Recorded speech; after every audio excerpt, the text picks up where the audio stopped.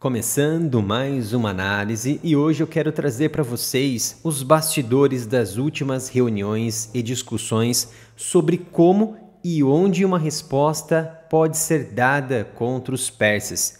E surgir ainda alguns relatórios de que os Estados Unidos abandonaram Israel. Mas antes de continuarmos com esta análise, peço gentilmente para se inscrever, ativar as notificações, que isso ajuda na continuidade do meu trabalho, e também curta e compartilhe o vídeo para que possamos ganhar ainda mais relevância na comunidade geopolítica. E como todos já sabem, estamos aqui passando por um problema muito sério com as questões de engajamento, distribuição dos nossos vídeos e principalmente com a monetização. Quando um conteúdo ele é limitado, restringido pela plataforma, as pessoas passam, em sua totalidade, passam a não receber o nosso conteúdo, passam a não ficar por dentro de tudo que está acontecendo sobre informações geopolíticas, sobre análises, sobre questões de defesa e segurança. E isso, é claro, prejudica também o meu trabalho, mas infelizmente a plataforma ela penalizou o canal. E é por isso que eu peço gentilmente para vocês migrarem para o meu novo canal, que eu deixei aqui na descrição deste vídeo e também nos comentários, que é o canal Analytics. É lá que a partir de hoje vamos estar publicando todos os vídeos que publicamos aqui no Área Militar, vamos estar lá publicando no Analytics. Então por isso peço gentilmente a sua ajuda. Os primeiros ataques sem precedentes dos persas contra territórios israelenses no início da madrugada de domingo, 14 de abril, ou seja, pelo horário do Oriente Médio, início da noite de sábado, 13 de abril, pelo horário de Brasília, marcaram, sem dúvida, um aumento das tensões na região. Confirmaram os temores de longa data de uma possível guerra entre essas duas figuras importantes do Oriente Médio. De um lado, uma nação que apoia os americanos e que promovem estabilidade, segurança, questões sobre política, geopolítica e também econômica na região, que é o alicerce fundamental dos americanos em suas operações em toda essa região. E do outro lado, um arquirrival do Ocidente por décadas, desde que ocorreu aquele golpe interno no país na década de 70, e assim a nação veio tomando medidas mais autoritárias, colocando em risco a própria sociedade. E hoje, esse tema ele é tão importante que de fato pode mudar a estabilidade da segurança e também da economia de todo o mundo. Porque de fato as atenções estão caindo sobre o Oriente Médio neste momento.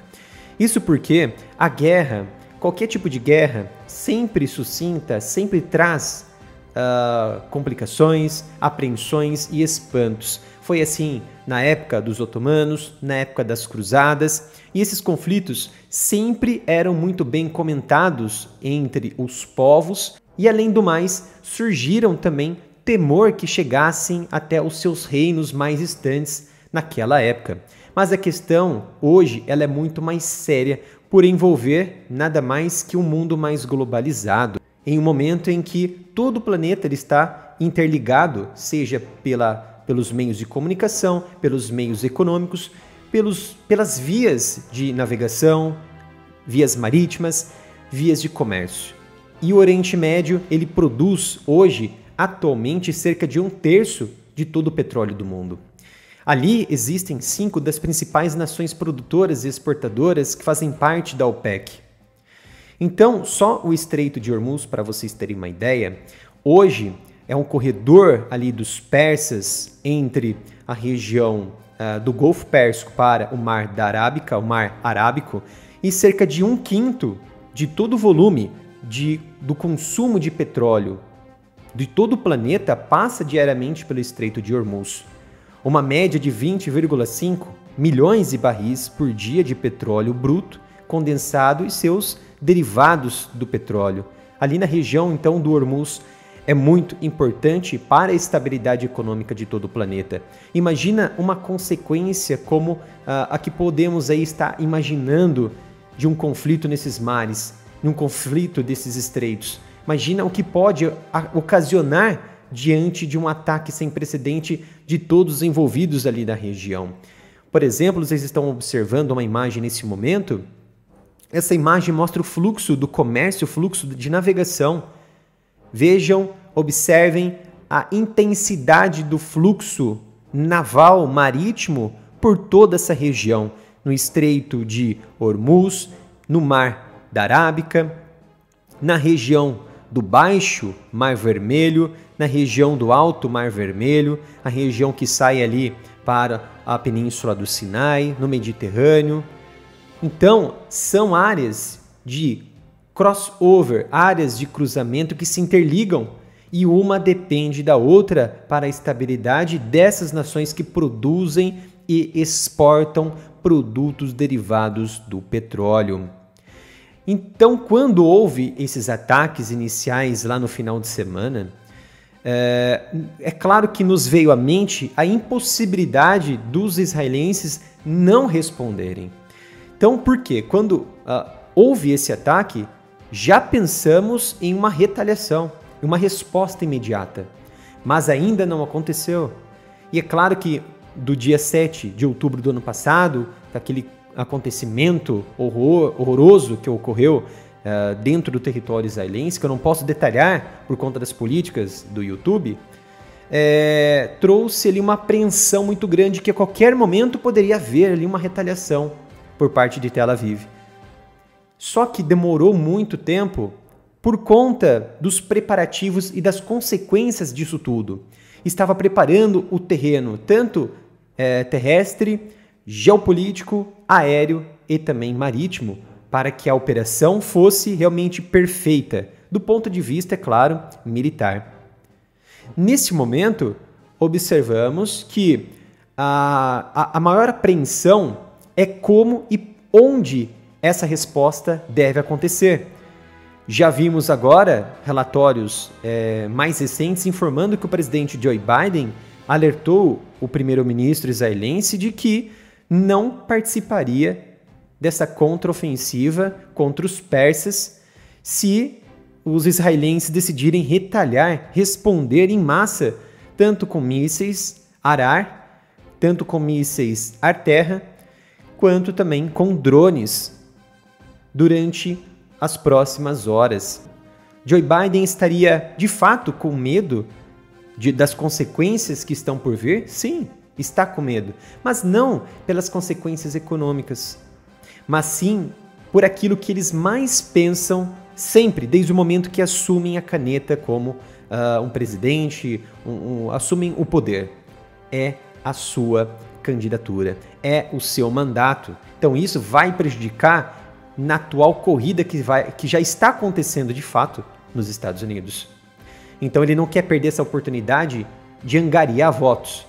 Então ele adotou esse termo, essa postura mais contida e não se envolver diretamente contra os persas, porque é um conflito que muito provavelmente se tornará generalizado e que pode assumir posteriormente uma resposta muito grande dos próprios persas. E nesse caso, Biden pretende, claro, permanecer afastado, observando de longe, mas ao mesmo tempo vai fornecer equipamentos para a sobrevivência militar de Israel. E recentemente houve muitas informações de que os persas haviam alertado as nações mais próximas ali na região, principalmente ao sul do Oriente Médio, inclusive a Turquia, em que ele havia declarado, havia alertado que haveria uma operação muito intensa na região por mais de 72 horas com antecedência. E de fato isso foi verdade. Os turcos disseram que Teherã informou antecipadamente sobre o que iria acontecer na região. E isso caiu nos ouvidos dos americanos, por conta dos turcos serem próximos aos americanos. Inclusive eles têm em comum uma aliança militar, e que informaram Tel Aviv sobre esses preparativos e deu tempo para que houvesse esse preparativo defensivo contra esses mísseis, foguetes e drones. Mas os ataques, segundo o Teherã, foi um ataque limitado, foi um ataque de autodefesa para afastar de vez essas afrontas israelenses.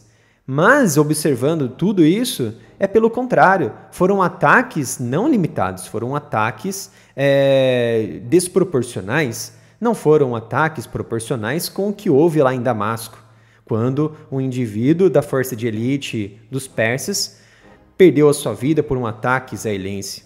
E por conta disso, dessas últimas ofensivas, trouxe um grande prejuízo, um déficit econômico para os israelenses. E esse evento é totalmente diferente daquele evento que ocorreu contra um drone americano que foi abatido na região do Golfo Pérsico em 2019, como retaliação ao que os americanos fizeram na região de Bagdá, que tiraram a vida de um comandante sênior, um dos principais comandantes persas na época, que, é claro, não posso detalhar aqui por conta da política do YouTube.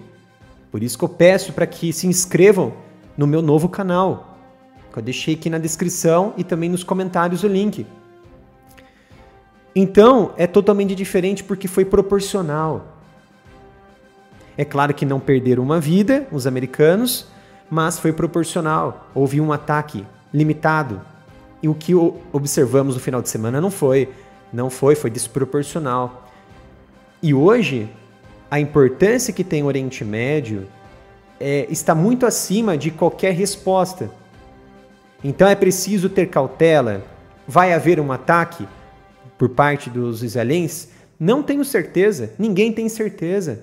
Será que vão deixar por isso mesmo? Eu acredito que não. Mas eu não tenho certeza. Ninguém tem certeza.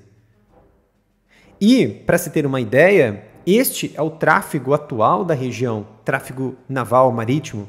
É muito concentrado. A região do Estreito de Hormuz, ela pode se colapsar e o mundo também ir junto nesse colapso. Porque temos Arábia Saudita, Kuwait, Catar, Omã, regiões extremamente importantes para o abastecimento mundial de petróleo e de fatores energéticos. E de todo modo, sabemos que Tel Aviv deve responder, mas não sabemos se realmente vão responder. E mesmo sem a participação dos americanos, mas que vão continuar fomentando de forma indireta os israelenses com equipamentos, com atenção de tráfego aéreo, com sistemas de sensores e radares, identificação de equipamentos aéreos, enfim.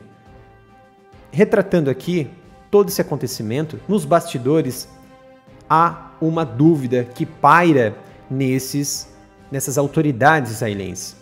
Por exemplo, no começo da manhã de segunda-feira, houve uma reunião de gabinete que não resultou em nenhuma decisão de como e onde responder. Mas no início da tarde, o canal de TV israelense Channel 13, ele declarou que a Força Aérea do país havia encerrado todos os preparativos para um grande ataque contra os persas e que deverá acontecer nas próximas horas. Muito provavelmente que essas informações vieram decorrente das últimas reuniões de pautas do gabinete de guerra, do gabinete de resposta dessas últimas reuniões, mais cedo de segunda-feira, só que não foi divulgado pelas autoridades esta reunião, as pautas em si também. Então, disso tudo, da incerteza que acontecerá, a única coisa que realmente, de fato, que eu sei é que a principal via de acesso para uma possível resposta israelense deve sim se basear em uma resposta muito grande, no meu ponto de vista, uma resposta muito grande e que deverá ser pautada pela via aérea atravessando a região da Jordânia. Isso porque o próprio rei da Jordânia autorizou a entrada de Israel pelo seu espaço aéreo a qualquer tempo e com qualquer meio. Isso nos dá a entender que provavelmente eles vão querer evitar a região mais inicial da região do Iraque, onde tem um reduto ali de insurgentes, deve atravessar pela Jordânia, adentrando ali no espaço aéreo iraquiano, seguindo o fluxo sul, a região até a porção leste, entrando ali na região dos persas e assim lançando seus equipamentos guiados que não precisam, os equipamentos aéreos não precisam chegar tão perto dessas instalações, desses alvos persas, e assim disparar de longe, além do alcance visual. Ou tem uma outra alternativa, se os sauditas liberarem essa possibilidade, que é adentrar pela Jordânia, pela Arábia Saudita, e assim adentrar de forma muito rápida contra o espaço aéreo persa e fazer o seu ataque de supressão, ataque de saturação, e causando uma grande baixa para os persas, tanto em questões morais, militares e também econômicas. Espero que tenham gostado dessa análise. Não se esqueça de se inscrever, ativar as notificações, que eu estou precisando muito disso nesse momento de vocês. E também curta, compartilhe o vídeo e não se esqueça de se inscrever no outro canal, que vai ajudar muito na continuidade do meu trabalho. Obrigado pela sua presença e nos vemos no próximo vídeo aqui no canal.